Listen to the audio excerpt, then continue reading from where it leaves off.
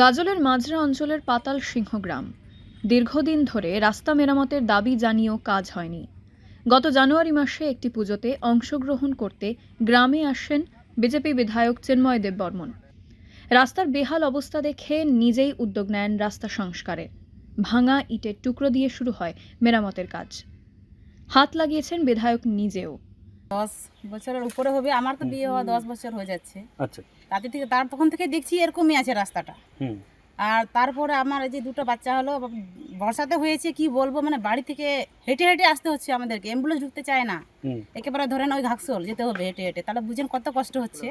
এই পাড়ার এই সমস্ত মায়েরা, বোনেরা, দিদিরা আবদার করে যে তাদের কোনো রকম অসুখ বিসুখ হলে হসপিটাল যেতে, ছোট ছোট বাচ্চাদের স্কুলে পাঠানোর জন্য গাড়ি, স্কুলের গাড়ি আর এই এলাকায় ঢুকতে চায় না, বা বিভিন্ন নিত্যনৈমিত্তিক কাজের জন্য, যাতায়াতের জন্য প্রচণ্ড অসুবিধা হয়। আর সেই জন্যই তারা আমাকে দাবি করেছিল যে এই রাস্তাটা মেরামত করতে হবে। বিজেপি বিধায়কের এই কাজে পাল্টা কটাক্ষ করেছে তৃণমূল। যে মাজরা গ্রাম পঞ্চায়েতের রাস্তাতে উনি নাটক করতে নেমেছেন, ওই মাজরা গ্রাম পঞ্চায়েতে 2019 সালে লোকসভা নির্বাচনে 5000 লিড বিজেপির। আপনারা দেখবেন 2021-এর বিধানসভা ভোটেও প্রায় 5000 লিড। আর গত যে লোকসভা নির্বাচন গেল 24-এর, সেখানেও 8000 ভোটে লিড ওখানে বিজেপির। তো গ্রাম পঞ্চায়েত বিজেপির, বিধায়ক বিজেপির, সাংসদ বিজেপির, সেই গ্রাম পঞ্চায়েতের একটা 2 কিলোমিটার মাত্র রাস্তা হয় না। ফলো করুন আনন্দবাজার.com।